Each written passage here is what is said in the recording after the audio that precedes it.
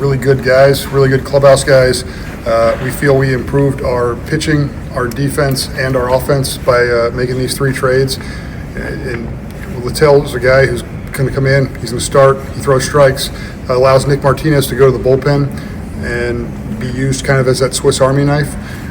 Andahar is one of the best players in baseball at hitting left-handed pitching, so he fits as a middle-of-the-order bat against lefties. He's got some power, and I think over the last 3 years he's hit 380 with a 970-ish OPS against left-hand pitching. So I'm pretty excited to get him. Andahar's played a lot of third base, but where do you guys see him playing for you guys? He's got experience in the corners at both first and third, left and right. He'll DH some as well. So I think it's going to be probably a little bit of everywhere. Especially compared to maybe recent years, how aggressive did this process feel to you as you went out there and approached these additions? It's the biggest thing for me is that we bought. Right, we're in a position to buy. We put the club into position to buy. The players themselves put themselves in a position to buy. So that's the biggest thing that we were able to add to this team and see where it goes. How much do you think that? Because talking to some guys down there, they kind of felt you're swimming in the same direction as they are. They kind of feel that, and that maybe gives them enough juice to go the rest of the way. Do you feel like that resonates in the clubhouse? Yeah, it definitely does. I walked through the clubhouse a little earlier, and guys were excited with a lot of the guys we got, and some guys knew some of the different players, but came up to me and said they were pretty excited. Obviously, Andahar's production is going to come mostly against lefties, but with that, do you feel like you accomplished the goals you were looking for improving the offense? You improved the defense yesterday, but you accomplished what you were looking for improving the offense? Yeah, we feel we improved each aspect of the game. The offense, the defense, and the pitching staff. So we feel collectively we got better. Yeah, I know you talked about yesterday going to Nick Martinez, and how big of a role it is him being willing to do this kind of play and all this? Well, it's huge, right? We added a starter, but we also added starting depth because Nick goes to the bullpen but can still start.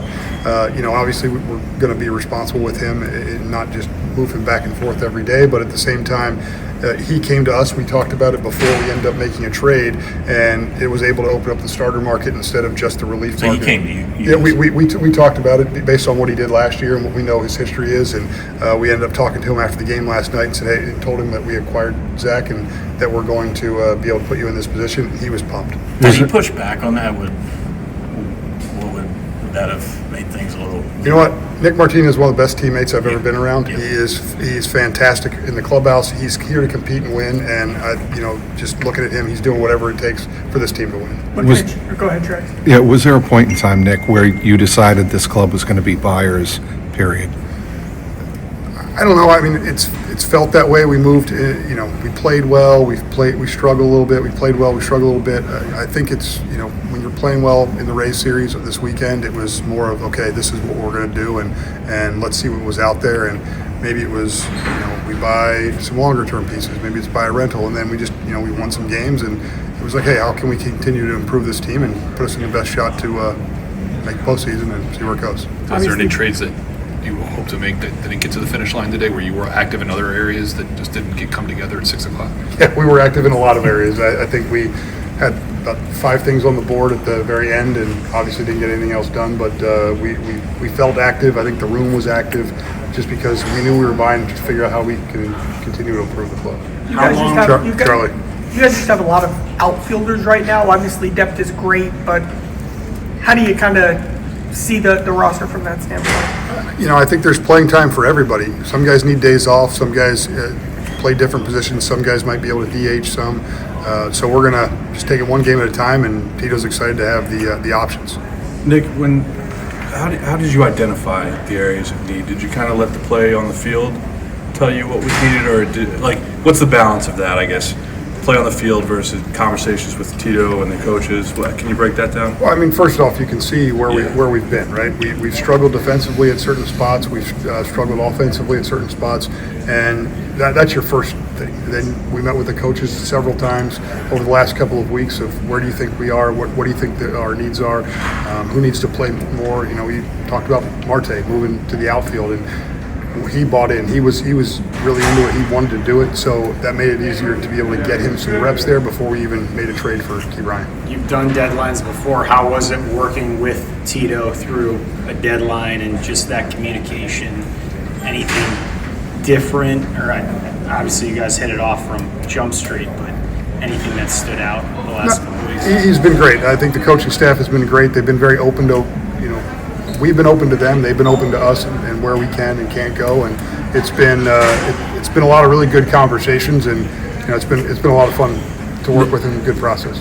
Sorry. Go ahead. Nick, there were decisions that were taken earlier in the season that you thought were statements of intent about what the Reds were about, what you were trying to achieve. Do you think in these three moves, what kind of a statement of intent is that, and what is said by these moves? Elaborate the question for me. Sorry. What by taking this posture at the trade deadline to get these three moves done?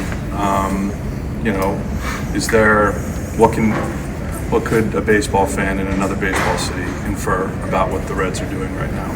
Look, I've said this from the get-go. We're trying to build from within. We need to build this core from within, and then but we want to get ourselves in a position where we can be buyers at the trade deadline, and that's where we are. And we were able to buy and give ourselves the best shot to move forward. When you see what the other competitors, the wild card race, are doing, can that have any impact at all, or do you just kind of have to let that play its course and the Reds are doing their own thing? We got to let it play its course. They're doing their own thing. We were talking about this a little bit ago downstairs. We can't worry about what everybody else is doing. We got a game tonight. We got to go out and try to win a game tonight and figure out how to win each game every day. And you can only focus on today. I didn't see. Yeah, what's Andujar's contractual thing? Is he a rental player, or has he got time on? Yeah. So he's rental. Right, yeah. Okay. Good.